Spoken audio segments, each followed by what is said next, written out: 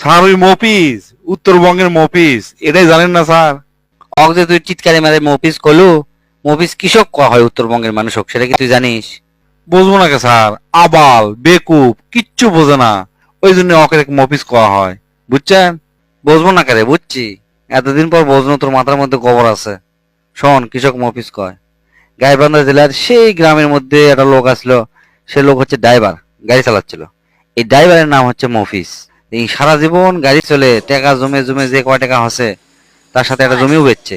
জমি বেচার পরে সব টাকা একসাথে করে কোনো মতে একটা ঢাকা রুটের একটা গাড়ি কিনছে, বুঝছো, বাস কিনে মানে লিজে ওই গাড়ি ড্রাইভারি করে। তো এই গাড়ি ঢাকার যাওয়া আসা করে। গরিব মানুষ যারা আছে ঢাকার যায় দিন মজুর, একের জন্য ভাড়া খুবই কম লিচ্ছিল, নিয়ে ঢাকাত নিয়ে যাওয়া আসা করছিল, বুঝছো। এই মফিজ গাড়ি চালাতে চালাতে মানে বুড়া হয়ে যায়, গাড়ি আর চালানো পারে না। তখন করে কি, একটা ড্রাইভার ভাড়া নেয়, ড্রাইভার নিয়ে ড্রাইভার দিয়ে গাড়ি চালানোর ব্যবস্থা করে। আর ওই করে কি, বাড়ির বসে থেকে হিসাব জিজ্ঞেস নেয়। কিন্তু যখন ওই মফিজ গাড়ি চালাচ্ছিল, তখন তো গরিব মানুষ কম টাকাতে ঢাকা নিয়ে যাচ্ছিল। কিন্তু ড্রাইভার নেওয়ার পর থেকে আর কম টাকা নেয় না। তখন ওই গরিব মানুষেরা ওর বাড়ির যা ওর কাছে ধর্ণা ধরেছিল যে ভাই এনা ঢাকার যাবো, এত টাকা পয়সা নাই, এনা কম টাকা করে দেন। এই মফিজ করেছিল কি, সাদা কাগজত মফিজ লিখে দিচ্ছিল।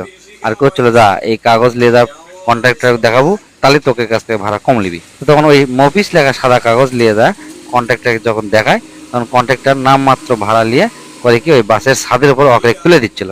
এই কন্ট্রাক্টর যখন ভাড়া হিসাব করা শুরু করে, তখন করে কি বাসের নিচ থেকে ছাদের উপর যারা বসে আছে তাকে চিল্লি চিল্লি করছিল, এ মফিস কয়জন আছো হাত তোল, মানে যাকে হাতে ওই সাদা কাগজত মফিস লেখা আছে তাকে কথা করছিল।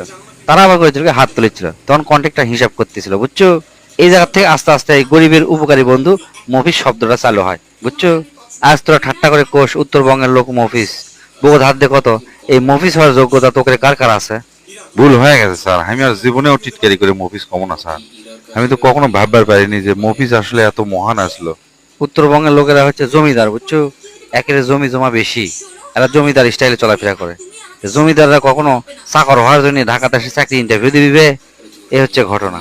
আর যে দু একজন ঢাকার যায় ইন্টারভিউ দিবার, তাকে দেখে আমরা মনে করি এরা ব্যাকডেটেড। আসলে কি তারা ব্যাকডেটেড? আর যাকে মন মানসিকতা ইনকা, যারা মনে করে ব্যাকডেটেড, তারা কি খুব আপডেটেড? আজকের প্রভাবশালী জনপ্রিয় লেখক আনিসুল হকের বাড়ি কুটিরে সৈয়দ শামসুল হক কুটকার, কবি শেখ ফজলুল করিম কুটকার আসলো, ফকির মজনু শাহ, আব্বাস উদ্দিন, বেগম রোকেয়ার বাড়ি কুটিরে। তাই না থাকলে আজকে তা নিয়ে আমি যা আইনজীবী হওয়া পারলো নানি, বিমানের পাইলট হওয়া পারলো নানি, কানিস ফাতেমারা ওয়াসফিয়ার হিমালয় জয় করা লাগলো নানি। এই যে ঢাকার রাজধানী, এটা কয়দিন ধরে আছে রে? আগেকার রাজধানী কোনটা আসলো জানিস? বগুড়ার মহস্থানগড়।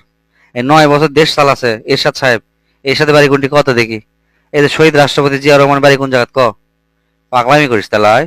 উত্তরবঙ্গের লোক মফিস, শালা বেকুব কমাটকা। স্যার কনই তো স্যার, ভুল হয়ে গেছে। জীবনে আর উত্তরবঙ্গের লোক মফিজ কমো না স্যার, ওরা হচ্ছে বস।